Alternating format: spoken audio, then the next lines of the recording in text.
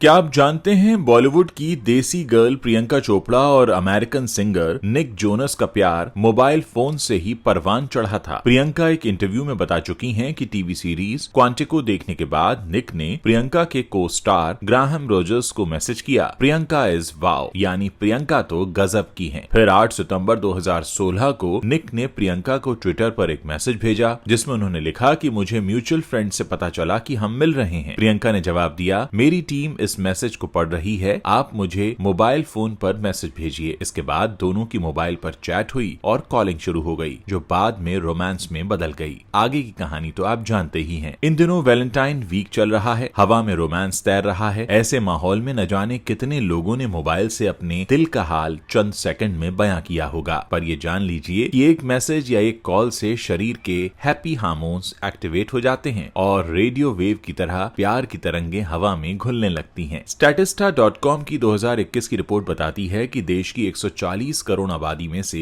115 करोड़ के हाथ में मोबाइल है। मोबाइल न केवल आज के यंगस्टर्स की सबसे जरूरी डिवाइस बन गया है, बल्कि उनके रोमांटिक कनेक्शन का सबसे बड़ा जरिया भी। प्रपोज करने से लेकर लव यू, मिस यू, किस यू जैसे जज्बात मोबाइल को लव कनेक्शन और रोमांटिक कम्युनिकेशन का सिंबल बना चुके हैं। जज्बातों को जाहिर करने का 100 साल पुराना तरीका किस रफ्तार से बदला है, ये हैरत अंगेज है। फोन करो बदल कर फैक्स करो हुआ, फिर आया पेजर कर दो। प्यार के मैसेज की शक्ल बदली और कहा गया ईमेल करो, अब कहते हैं टेक्स्ट करो। दिल है कि जो मोबाइल से उछलकर बाहर गिरता पड़ता नजर आता है। रिसर्च बताती है कि मोबाइल पर प्यार भरी बातें कपल्स को एक दूसरे के इमोशन से लेकर फिजिकल प्लेजर तक का एहसास करा रही है। प्यार की राह में इतने धोखे और दुश्वारियां हैं कि हर कदम पर आपको सलाह मिलेगी, धीरे चलना, प्यार में जरा संभलना।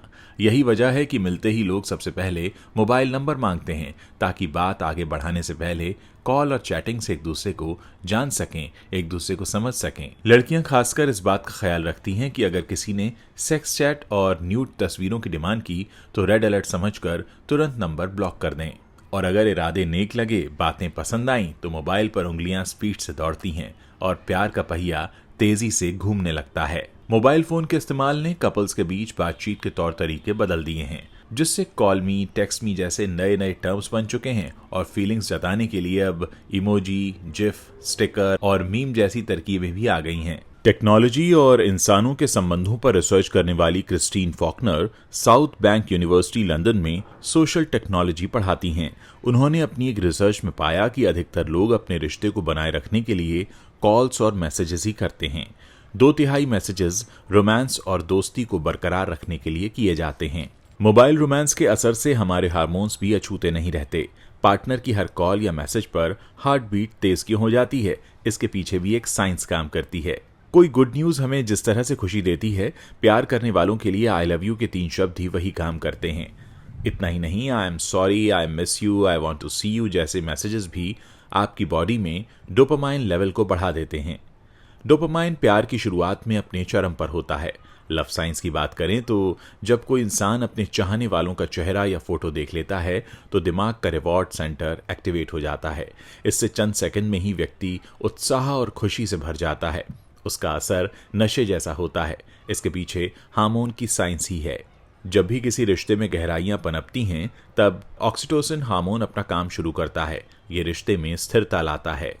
डोपामाइन असल में स्नेह, उल्लास, चाहत, अट्रैक्शन और सेक्सुअल एक्टिविटीज को बढ़ाता है, और सेरोटोनिन अट्रैक्शन, खुशी, पॉजिटिव फीलिंग, सेक्सुअल डिजायर और मोटिवेशन बढ़ाता है। साथ ही ऑक्सीटोसिन अट्रैक्शन, बॉन्डिंग और भरोसे के साथ साथ एक्साइटमेंट को भी बढ़ाता है। रोमांटिक रिलेशनशिप में चैटिंग का मतलब एक दूसरे के साथ वक्त बिताने जैसा है। क्रिस्टीन की रिपोर्ट के मुताबिक कपल के बीच भले ही मीलों की दूरियां हों, लेकिन मोबाइल चैटिंग के दौरान वो खुद को इतना करीब पाते हैं कि एक दूसरे की सांसें तक महसूस कर लेते हैं। रोमांस के लिए मोबाइल फोन का इस्तेमाल सिर्फ युवा ही नहीं बल्कि मिडिल एजड कपल भी करते हैं। वॉइस कॉल हो या वीडियो कॉल, इस दौरान आवाज की टोन, सांसों का उतार चढ़ाव, चेहरे के हाव भाव मोहब्बत की गुफ्तगू को और भी गहरा बना देते हैं। भले ही मोबाइल पर ज्यादा बात करना और चैटिंग करना बुरा माना जाता हो, लेकिन रिसर्च गेट पर मौजूद एक रिपोर्ट बताती है कि लोग उसे ही बार बार कॉल और मैसेज करते हैं जिसे वो सबसे ज्यादा चाहते हैं। जिनके बीच वॉइस कॉल और मैसेज से जितनी ज्यादा बात होती है, उनके रिश्ते में प्यार और कमिटमेंट भी उतना ही बढ़ता जाता है। कॉल और मैसेजेस रोमांटिक और मैरिटल रिलेशनशिप में संतुष्टि का एहसास बढ़ाते हैं। मैसेजिंग से बॉन्डिंग मजबूत होता है। मोबाइल पर बात करने की फ्रीक्वेंसी जितनी ज्यादा होगी, कपल्स के बीच रिश्ता उतना ही बेहतर होता है।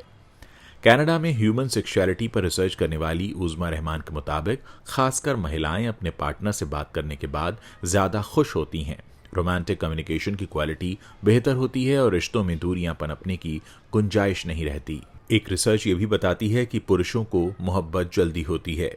उन्हें करीब 88 दिन का समय लगता है जबकि वो प्यार महसूस करने लगें, जबकि महिलाओं को यह एहसास दिलाने में करीब 134 दिन का समय लग जाता है। 72% पुरुषों को लव एट फर्स्ट साइट होता है। 61% महिलाओं को पहली नजर में ही प्यार हो जाता है। हमारे दिमाग को दो तरह से आनंद यानी प्लेजर मिलता है। इसमें दो सिस्टम काम करते हैं, एंटिसिपेटरी प्लेजर सिस्टम और consummatory pleasure system. Anticipatory pleasure system में फोरप्ले जैसा आनंद मिलता है, यानी जब कपल एक दूसरे को रोमांटिक मैसेजेस भेजते हैं तो वो ठीक वैसा ही फील करते हैं जो संबंध बनाने से पहले का एहसास होता है। एक दूसरे को छेड़ना, तारीफ करना और रोमांटिक कम्युनिकेशन करना। दूसरा प्लेजर है कंज्यूमेटरी प्लेजर सिस्टम, यानी संबंध बनाने के बाद वाला आनंद।